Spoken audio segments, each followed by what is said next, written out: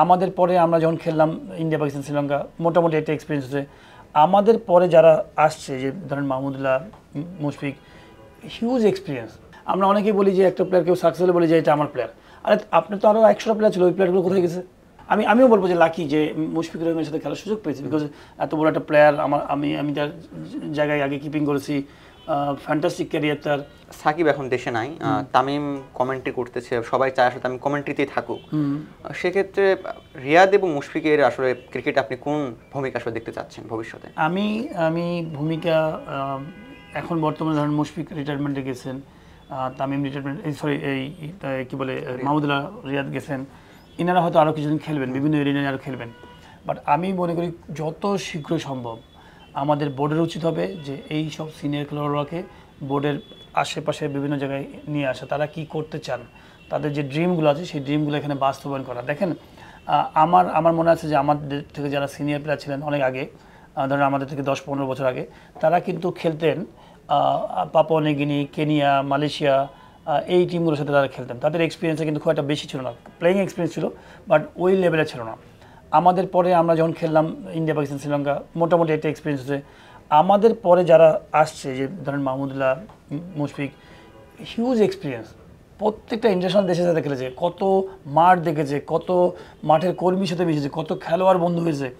ইনারা যদি ক্রিকেট বোর্ডে আসে এবং এনাদেরকে যদি ক্রিকেট বোর্ডে আপনি সুন্দরভাবে ইউটিলাইজ করতে পারেন ওনাদের ব্রেনটাকে, আমি মনে করি যে এটা সুন্দর হবে, একটা ক্রিকেট কালচার ডেভেলপ করবে। ওনারা যে জিনিসগুলো মিসিং মনে করে বোর্ডের, সেই জিনিসগুলো ওনারা ডেভেলপ করবে এবং ওনাদের কাছে কিন্তু আপনি কম্পিউটার জব পাবেন না। ওনারা হয়তো মুশফিক রহিম বলেন, রিয়াদ বলেন, সাকিব বলেন, তারা কিন্তু কম্পিউটারে এক্সপার্ট হবে না। যেমনটা আমি বলবো টেন্ডুলকারের কথা যদি বলেন, টেন্ডুলকার কিন্তু কম্পিউটারে কিন্তু এক্সপার্ট না, ল্যাপটপে মনে হয় এক্সপার্ট না, আমি যতদূর জানি, বিকজ হচ্ছে খেলাধুলা করেছে চিরজীবন, ল্যাপটপে তো অত এক্সপার্ট হওয়ার কথা না। টেন্ডুলকারের এটা হচ্ছে হার্ড ডিস্ক, তো এটা একটা হার্ড ডিস্ক, এই টেন্ডুলকার এই হার্ড ডিস্ক ট্রান্সফার করবে হচ্ছে ল্যাপটপে। সাধারণ যে মানুষগুলো যারা জব করেন বোর্ডে, বিসিসিআই যারা কাজ করেন, এই হার্ড ডিস্ক থেকে ল্যাপটপে ট্রান্সফার করে তার ব্রেনগুলো, আইডিয়াগুলো দিবে। এই ল্যাপটপে এগুলো প্রোগ্রামিং হবে, এই প্রোগ্রামগুলো গোটা ইন্ডিয়ার জন্য ইমপ্লিমেন্ট হবে। তো আমি মনে করি মাহমুদুল্লাহ রিয়াদ, মুশফিক রহিম, তামিম, তাদের যে হার্ড ডিস্কে যে জিনিসগুলো আছে আমাদের দেশের কনসেপ্টে, আমাদের দেশের কালচার ওয়াইজ, ওয়েদার ওয়াইজ, তাদের এই হার্ড ডিস্কগুলোকে আমাদের বোর্ডের যে কর্মকর্তা যারা ল্যাপটপে কাজ করছেন তাদের এই ল্যাপটপে দিয়ে গোটা দেশের ইমপ্লিমেন্ট করা উচিত, তাদেরকে ওইসব কাজে লাগানো উচিত ভালো জায়গায়।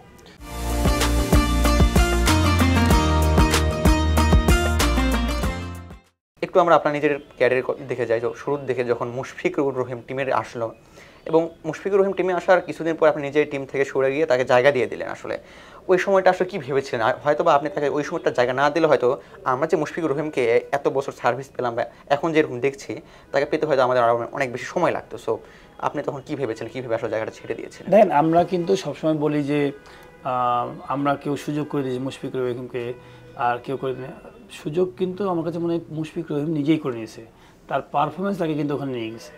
আমিও সুযোগ করে দিইনি, আমাকে আমার শেষের দিকে এবং সে আপকামিং আসছে, তার পারফরমেন্স, বেটার পারফরমেন্স বলে টিমে সে আসছে। এবং আমি মনে করি বাংলাদেশ টিমের কিন্তু কেউ কাউকে সুযোগ করে দেয় না, এটা হচ্ছে সুযোগ করে নিতে হয়। তো আমার মনে হয় যে মুশফিকুর রহিম তার নিজের যোগ্যতাই এখানে আসছে এবং সে কিন্তু ডে বাই ডে নিজেকে পরিণত করেছে হার্ডওয়ার্কিংয়ের মাধ্যমে। এখন এখানে মুশফিকুর রহিমের মতো অনেক খেলোয়াড়ই কিন্তু অনেক সুযোগ পেয়েছে, হয়তো তারা সাকসেস হয় না জীবনে। এখন হয়তো মুশফিকুর রহিমকে অনেকে ক্রেডিট দিবে যে আমি সুযোগ করে দিয়েছিলাম বলেই সে আজকে এতদিন দীর্ঘ জীবন সফল, এটা না। আমি হয়তো 2% হয়তো বলতে পারেন যে হ্যাঁ তার সহযোগিতার কারণে সে তো সাপোর্ট পেয়ে হয়তো ভালো লেভেলে গেছে, কিন্তু আমি মনে করি সেই প্লেয়ারটা হচ্ছে সবচেয়ে ইম্পর্টেন্ট, যে প্লেয়ারটা এত হার্ডওয়ার্কের মাধ্যমে নিজেকে সাকসেসের জীবনে নিয়ে গেছে। আমরা অনেকেই বলি যে একটা প্লেয়ার কেউ সাকসেস হলে বলি যে এটা আমার প্লেয়ার। আরে আপনি তো আরও 100টা প্লেয়ার ছিল, ওই প্লেয়ারগুলো কোথায় গেছে, কোথায় ঘাস খেয়ে বেড়াচ্ছে, সেগুলো দেখেন, সেগুলো বলেন, সেগুলো তো বলেন না। তো ওই স্টারটা নিজেকে তৈরি করেছে, নিজেকে দেখিয়েছে, সে নিজেকে মানে হার্ডওয়ার্ক করেছে, তার পরিশ্রম সব কিছু মেধা ইউজ করে সে নিজেকে নিয়ে গেছে। হ্যাঁ, মানে কেউ না কেউ হয়তো সুযোগ করেছে, অপরচুনিটি, এটা তো পথ। যারা উপর লেভেলে থাকবেন, যারা কোচ বা ক্রিকেটের যারা উপর লেভেলে কাজ করবেন, যারা টেকনিক্যাল জায়গা থেকে, তাদের তো দায়িত্ব হচ্ছে এই স্পেসগুলো তৈরি করা। এটা তো মানে অহংকারের কিছু নাই বা বলারও কিছু নাই যে আমি এই প্লেয়ারটাকে মানুষ করে দিয়েছি, এই প্লেয়ারটাকে নিয়েছিলাম বলে বিপিএলে খেলেছে বলে ও সুপারস্টার হয়ে গেছে, একে ঢাকা লিগ খেলেছে বলে সুপার, না, তার তো দায়িত্ব, একজন টিচারের দায়িত্ব হচ্ছে পড়ালেখা করানো। তো একটা কলেজ থেকে, বুয়েট থেকে ধরেন যারা টিচার আছেন নিঃসন্দেহে তারা ব্রিলিয়ান্ট টিচার, তাদের তো কাজটা হবে যে ছাত্রদেরকে কী করে মানুষ করব, আর ছাত্রদের দায়িত্ব হবে আমি কী করে সুপারস্টার হবো, কী করে ব্রিলিয়ান্ট একটা ভালো জায়গায় পৌঁছাবো। তো এটা তো অহংকারের কিছু নয়, বরঞ্চ হ্যাঁ আমিও বলবো যে লাকি যে মুশফিকুর রহিমের সাথে খেলার সুযোগ পেয়েছি, বিকজ এত বড় একটা প্লেয়ার আমি তার জায়গায় আগে কিপিং করেছি, ফ্যান্টাস্টিক ক্যারিয়ার তার, নিজেকে নিজে একদম পরিণত করেছে, সব কিছু মিলে বলবো যে আমারও ভালো লেগেছে। বাট আমি ঠিক এক কথাই বলবো যে আমি যখন মুশফিক যখন আসে, এটা যদি ধরেন সিলেক্টররা যদি আবার আমাকেও বলতো যে আমরা নতুন একটা প্লেয়ার পেয়ে গেছি, চলে আসছে, তুমি একটা সিরিজ বা নেক্সট সিরিজ বা তারপরে সিরিজে তুমি চিন্তা ভাবনা করো কী করবা, তাহলে আমি হয়তো রিটায়ারমেন্ট অফিসিয়ালি মাঠ থেকে নিয়ে নিতে পারতাম। তো এই যে আমিও কিন্তু জানতাম না যে কবে বাদ পড়বো। ধরেন আমি আমার জায়গায় যে একটা প্লেয়ার চলে আসছে, সে পারফর্ম করছে, সে ঢুকে গেছে, খুবই ভালো, ওয়েল অ্যান্ড গুড, বিকজ আমরা চাই ডে বাই ডে সিরিজ যেন উপর দিকে উঠতে পারি, বাংলাদেশ টিমের যেন পারফরমেন্স উপর দিকে যায়। কিন্তু আপনি তো আমি ইন্ডিভিজুয়ালি আমি আমার জিনিসটা চিন্তা করছি, কিন্তু সিলেক্টর কিন্তু 30টা ছেলেকে দেখতে পাচ্ছে, পুরো বাংলাদেশ টিমে দেখতে পাচ্ছে। সিলেক্টর কিন্তু বুঝতে পারছে যে আমি এই জায়গাতে আমরা প্লেয়ার পেয়ে যাচ্ছি।